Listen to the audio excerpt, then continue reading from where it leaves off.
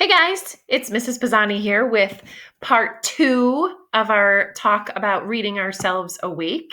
So the other day we did our first video about reading ourselves awake and paying attention to the clues that the author gives us at the very beginning of a story so that we can come up with a theory about a character. So today is part 2. And we're going to take a look at some clues that we're seeing that the author is giving us that a character might be changing.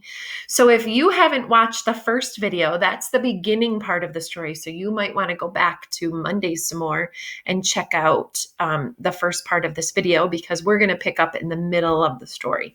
So we're going to be taking a look at Reading Ourselves Awake part 2, and we're going to focus on clues that the character might be starting to change. So why do we do this? Well, we know authors provide us with important clues about a character starting right at the beginning of the story, and they don't stop just at the beginning of the story. They keep going. The clues that the author gives us help us make a theory about a character. We made a theory about Mia in our last video that she's trying really, really, really hard to be friends with these girls. And we're not so sure that they are true friends to her. So we'll have to find out what happens. So this is what we're going to focus on now here, number 3. The clues that show us that a character may be starting to change. So we're going to take a look at Mia today, and these are the things that we're going to be taking a look at. Body language, motivations and struggles, conversations and thoughts she might be having, any noticing, and we're going to notice any changes in her, or maybe even some lessons that she might have learned. So let's pick up with our story. Where we left off, we know Mia was having a birthday party. She had invited all of the girls that she sits with at her table. She had not invited her older friend Paolo yet to her party. And at school, after the day after she invited everybody to the party, and they had big expectations for her party, nobody mentioned her party at lunch the next day. So that was on Wednesday. So now we're going to go to Friday, and our story picks up on Friday. And remember, the party is on Saturday, so it's the very next day. After school on Friday, Mommy, Poppy, and I sit outside on our front steps. Papa works on the crossword. Mommy waters the plants. Mia, why don't your friends call about your party? We wrote RSVP on the invitations. Kids don't do that anymore, I say as though it's no big deal. Papa looks up from his puzzle. They don't have good manners anymore? No, Papa, I say, it's not like that. They'll be here. Mommy huffs and examines a dry brown leaf on one of her plants before yanking it off. Just then, Paolo jogs up the steps, sweaty and clutching his baseball glove. How was the game? Papa asks. We shut him out. Paolo gives Papa the special handshake they invented a couple of years ago. You're coming to Mia's party tomorrow, no? Mommy asks. Paolo looks at me, his eyebrows arched. I can't tell if he's surprised or hurt. Remember, she hadn't invited him yet. Oh, I forgot, I lie and run into the house. I snatch the invitation from my backpack, go inside, and slap it into Paolo's glove. Then I hide in my room the rest of the day. Saturday, party day. My stomach is a knot. I set up my bedroom with the crystal ball and tarot cards and hope Paolo doesn't come. Oh, that's awful. She's hoping Paolo doesn't come, probably because she knows the girls make fun of him at lunchtime. Maybe she's thinking she doesn't want the girls to know that they're friends. Okay, here we go. Downstairs, Mommy and Papa sit at the kitchen table wearing pointy party hats, like they did when I was little. I pace, not wearing a pointy party hat, and I wonder if my friends will arrive separately or in a group. When they come, I'll rush them upstairs so Mommy and Papa can't embarrass me. The doorbell rings. I'll get it. I fling open the door. Oh, I say, my shoulders drooping. Paolo. He's wearing his shirt inside out again and gripping a badly wrapped box. Happy birthday, Mia! We join my parents at the table. I rest my head on my hands. Paolo grabs a party hat. Perfect, I mutter. Every time I hear a car, I run to the door, but no one is ever there. So, what are your thoughts right now about how she's treating Paulo? Seems to me she's more focused on these girls and impressing these girls than she is with being a nice friend to Paulo. So let's find out what's going to happen. Papa taps his fingers. Mommy checks her cake in the oven. Paulo makes a slingshot from the rubber band on his party hat and flings cheese doodles at me. I don't laugh because it's 40 minutes after my party officially began and no one is here yet. Well, I'm starting to think like Paulo's there and he's being a great friend, but she's not happy. Come on, Paulo says. This is supposed to be a party, not a funeral. And he beans me on the nose with a cheese doodle. I push my chair back so hard it falls and I run to my room. I toss the fortune-telling stuff into the trash and sink into my bed. There's a knock on my bedroom door. For one hopeful moment, I think it's Stacy and the girls. I wipe wetness off my cheeks. Come in, I call, my voice cracking. The door opens and Paulo enters, his party hat pointing sideways off his head. Come on, Mia. Let's do something fun. Ooh, one more page, sorry.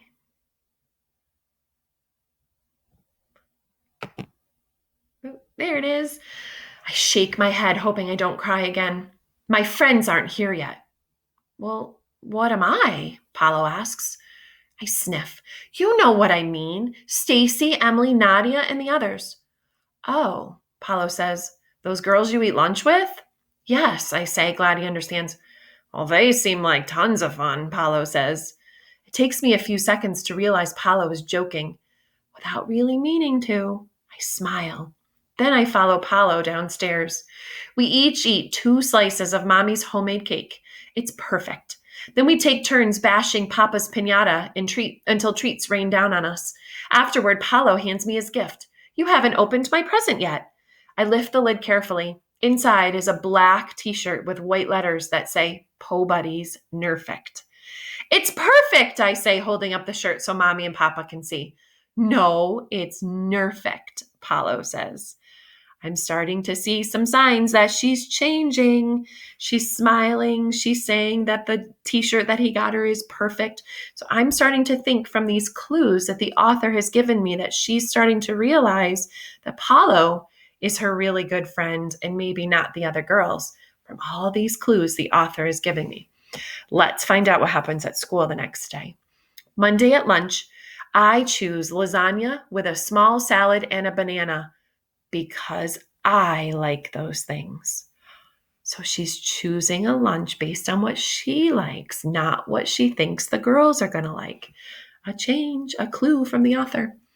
When I see Stacy and the girls, they lean close and whisper while sipping smoothies.